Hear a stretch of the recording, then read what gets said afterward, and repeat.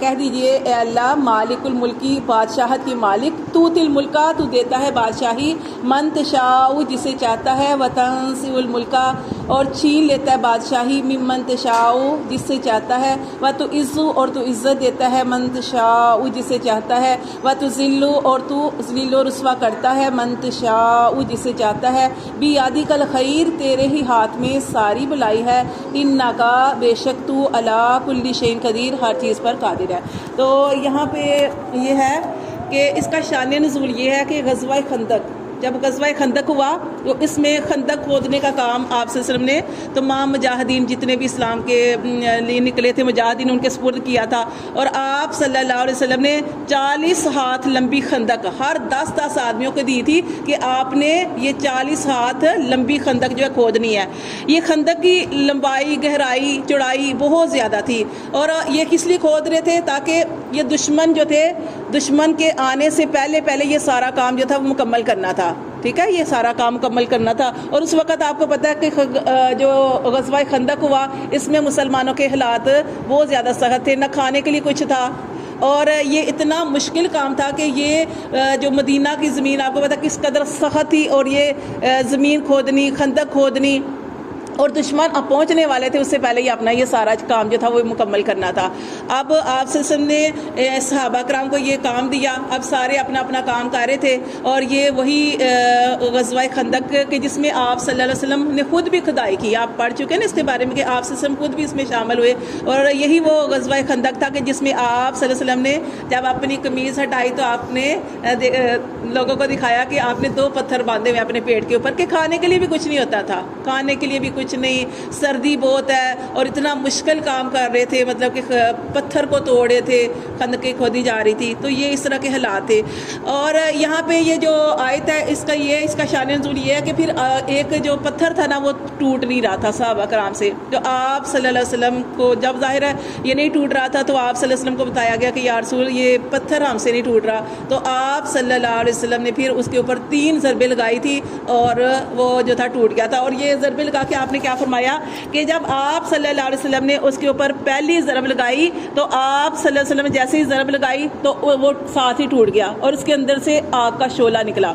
اور وہ ویسے نکلتا ہے نا پتھر کے اوپر مارے تو شعلہ نکلتا ہے، لیکن یہ جو شعلہ تھا یہ آگ کا نہیں تھا، اس سے اس قدر روشنی نکلی کہ وہ دور دور تک پھیل گئی، سب نے وہ روشنی دیکھی۔ پھر آپ صلی اللہ علیہ وسلم نے فرمایا اللہ اکبر، پھر آپ نے خوشخبری سنائی، آپ نے فرمایا مجھے ملک شام کی کنجیاں دے دی گئی، یعنی اللہ تعالیٰ نے آپ کو خوشخبری سنائی، کہ خوشخبری کیا سنائی کہ آپ ملک شام جو ہے وہ فتح کریں گے۔ دیکھیں پھر آپ صلی اللہ علیہ وسلم نے ارشاد فرمایا واللہ، اور اللہ کی قسم میں اس وقت یہاں پہ یعنی اس جگہ پہ بیٹھ کر نا وہاں کے محلات دیکھ رہا ہوں، وہاں کے سرخ محلات دیکھ رہا ہوں، یعنی اتنا سخت کٹھن وقت، اور آپ صلی اللہ علیہ وسلم نے جیسے ضرب لگائی اور آپ صلی اللہ علیہ وسلم نے خوشخبری سنائی، پھر اس کے ساتھ وہ جو ساتھ ہی دوسری آپ نے ضرب لگائی، پھر آپ صلی اللہ علیہ وسلم نے ارشاد فرمایا وہ بھی ٹوٹ گیا پتھر، تو آپ نے فرمایا کہ اللہ اکبر مجھے اللہ تعالیٰ نے ملک فارس دے دیا، یعنی ایران بھی فتح ہوگا، یہ آپ نے دوسری خوشخبری سنائی۔ اور پھر آپ صلی اللہ علیہ وسلم نے ارشاد فرمایا کہ میں اس وقت یہاں پہ کھڑے ہو کے وہاں مدائن کا سفید محل جو ہے وہ دیکھ رہا ہوں، یعنی آپ نے خوشخبری سنائی۔ پھر آپ صلی اللہ علیہ وسلم نے تیسری ضرب لگائی، اور پھر آپ صلی اللہ علیہ وسلم نے ایسی خوشخبری سنائی۔ اب کیا تھا کہ مومن تو اس بات سے خوش تھے، یعنی اتنا کٹھن وقت، اتنے سخت حالات، کھانے کے لیے بھی کچھ نہیں، سردی بھی اتنی زیادہ ہے، اور جو پتھر ہیں وہ توڑنے ہیں، اور خوشخبریاں آپ سے اتنی بڑی بڑی سنا رہے ہیں۔ اب وہاں پہ اس غزوے میں بھی منافق لوگ تھے، منافق جو تھے نا ان کو تو باتیں بنانے کا موقع مل گیا، وہ تو ہنسنے لگے، مسکرانے لگے، کہتے حالات دیکھو ابھی ان کے پاس کھانے کے لیے کچھ نہیں ہے، اور یہ دیکھو اتنی بڑی خوشخبریاں سنا رہے ہیں کہ یہ کیسے ملک فارس، شام، ایران کیسے فتح کر سکتے ہیں، یعنی ان کو ایسے باتیں کرنے کا موقع مل گیا۔ تو اللہ تعالیٰ نے یہ آیت نازل فرمائی کہ آپ ان سے کہہ دیجئے وہ اللہ ہے بادشاہ، پوری سلطنت کا مالک، وہ جسے چاہے بادشاہ دے اور جسے چاہے چھین لے، اور جسے چاہے عزت دے اور جسے چاہے رسوا کرے۔ اللہ فرماتے ہیں بیادی کل خیر، اسی کے ہاتھ میں ساری بلائیاں ہیں، انک علی کل شیء قدیر، اور اللہ ہر چیز پر قادر ہے۔ اسی طرح حضرت معاذ رضی اللہ تعالیٰ عنہ تھے نا، انہوں نے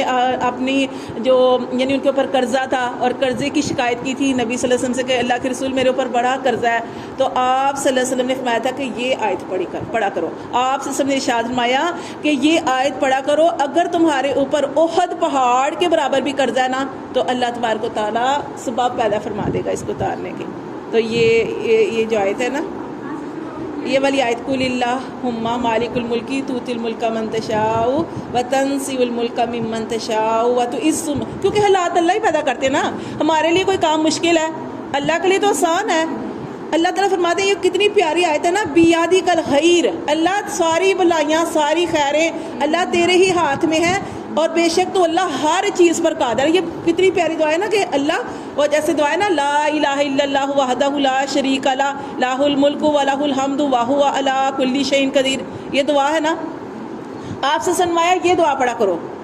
تو کسی نے پوچھا کہ اللہ کے رسول اس میں دعا کہاں ہے، یہ تو ساری اللہ کی تعریف ہے، دعا کہاں ہے؟ تو اللہ تعالیٰ نبی صلی اللہ علیہ وسلم سے پوچھا تو نبی صلی اللہ علیہ وسلم نے ارشاد فرمایا یہ اس دعا کے اندر یہ نہیں پڑھے وَهُوَ عَلَىٰ كُلِّ شَيْءٍ قَدِيرٌ کہ اللہ ہر چیز پر قادر ہے،